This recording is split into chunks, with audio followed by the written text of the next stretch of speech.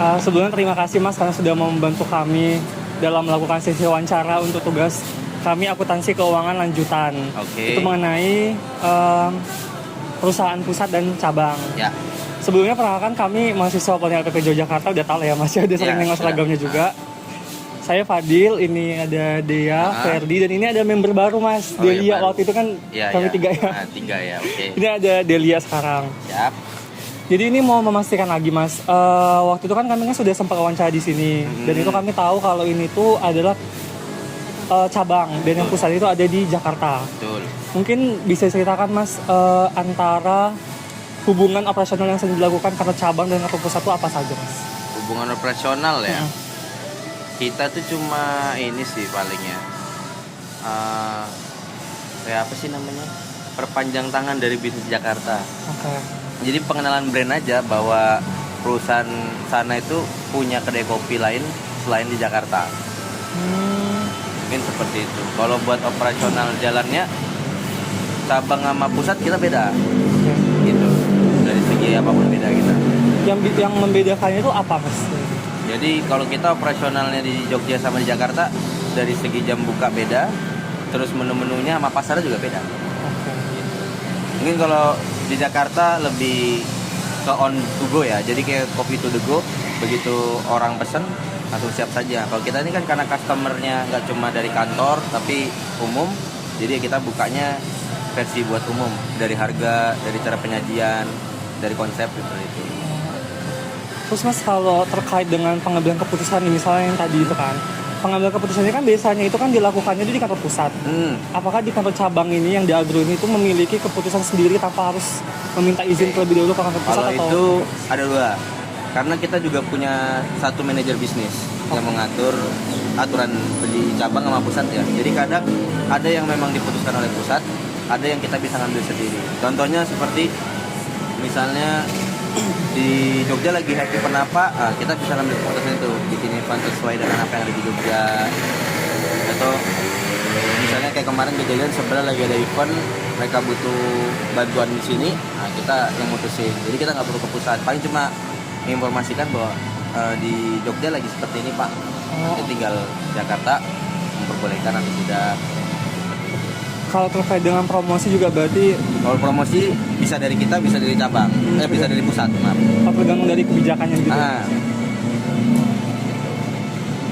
Terus Mas, kira-kira nih ya Mas ya, kenapa kantor pusat yang di Jakarta itu lebih memilih di antaranya itu dari kota-kota itu Jogja gitu Mas? Oke, untuk kalau dibuka itu mungkin karena maaf ya, mungkin alasannya agak sedikit lucu.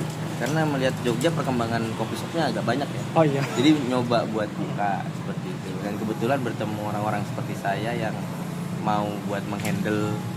Jadi ya sebenarnya kayak gitu aja sih. Ada lagi? Oh, saya yang lanjut ya Mas? Ya, boleh. Jadi kalau untuk pertanyaan selanjutnya nih, kira-kira kalau untuk pencatatan laporan hariannya nih kan, itu dilakukan langsung oleh cabang atau pusat? Kalau itu cabang sendiri, pusat sendiri. Jadi laporan iya. kita terpisah. Nah, untuk cabang kita sendiri ini, laporan kita setiap hari setelah closing dari shift. Jadi pengiriman bukti transaksi, habis itu penyetoran jika ada tunai. Cuma kalau sekarang kita memperlakukan cashless, jadi semua udah pusat. Jadi kita cuma kayak ngasih total hitungan, ntar pusat yang nyocokin sama laporan secara fisik. Oh berarti uangnya itu langsung ke pusatnya gitu ya? Ya, langsung ke pusat semua. Oke. Kalau untuk proses pelaporan keuangan nih di kafe cabang ke kantor pusat itu gimana proses laporan keuangan? Laporan keuangannya kita buat sendiri kalau buat cabangnya. Jadi kita ada formnya, kita isi per hari setiap closing shift. Nanti habis itu totalin jumlah penjualan bulanan, habis itu kita kirim dalam bentuk Excel. Pertanyaan selanjutnya itu ada, apakah kafe cabang nih membuat laporan keuangan sendiri sebelum digabung dengan laporan pusat? Udah itu saya tadi jawab udah tadi ya. Tadi. Ya mungkin lanjut ke pertanyaan berikutnya. Lanjut ya Mas. Nah untuk bahan bakunya itu dikirim langsung dari kantor pusat, apakah cabangnya itu ada membeli bahan baku sendiri? Mas? Kalau itu kita mencari bahan baku sendiri sesuai dengan kesediaan bahan baku di Jogja ya. Jadi kita cari supplier sendiri khusus untuk supaya kita gampang buat R&D menu. Misalnya Jogja lagi trennya lagi hype apa nih, kita nyarinya ada di sini. Jadi nggak ada dikirim dari Tidak ada cabang intervensi ya? dari pusat. Nah, tadi kan di sini kan ada pertanyaan pertanyaan selanjutnya itu kan biaya pengiriman ya Mas. Tapi tadi kan kata Masnya nggak ada tuh pengiriman Ya. dari luar. Jadi mungkin itu aja sih pertanyaan dari saya. Oh, itu aja. Iya. Oke mas, saya lanjut nih. Nah, bagaimana cara KB cabang melaporkan laba atau ruginya ke kantor pusat? Oke, kalau itu balik lagi ke manajer bisnis karena mereka yang menganalisis.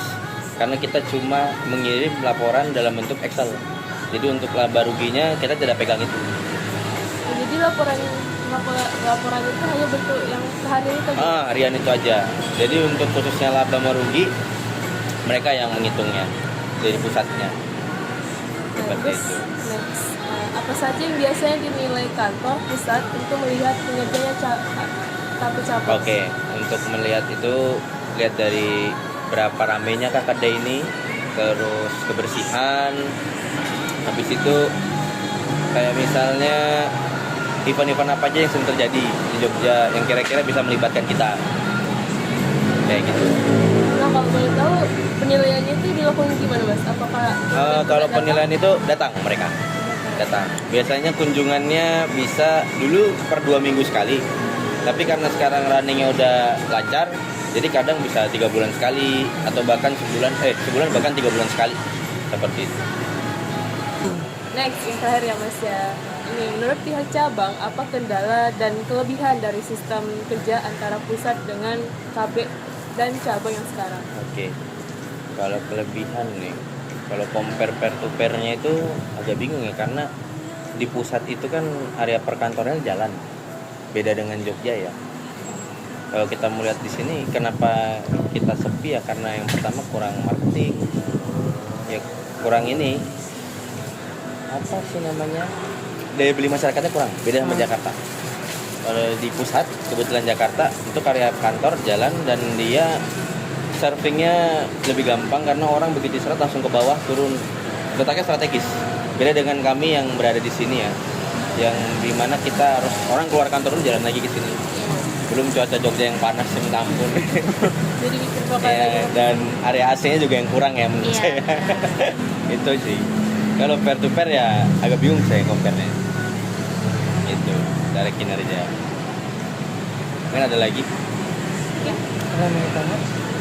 Cukup jawaban saya memuaskan. Sangat amat Sangat memuaskan mas. Mungkin Dan sekian ya mas Ya. untuk sesi wawancara hari ini. Terima kasih mas sudah membantu kami karena kami Ya, sekarang terima tugasnya kasih. bukan hanya mahasiswa tapi sebagai reporter juga. Iya. Kebetulan. Maaf ya atas insiden tadi ya. Oh aman. itu menambah kesan. Maaf ya mas ya kalau sayangnya kami ada kalimat atau pertanyaan yang sekiranya itu tidak mengenakan. Oh enggak, semuanya aman. Tenang aja kalau itu. Saya malah seneng. Kan setengahnya bisa jajan. Oh iya. Oke mas, ini jajan. Udah itu aja. Cukup mas. Terima kasih ya mas ya. Oke. Terima kasih Saya pamit ya. mas. Oke.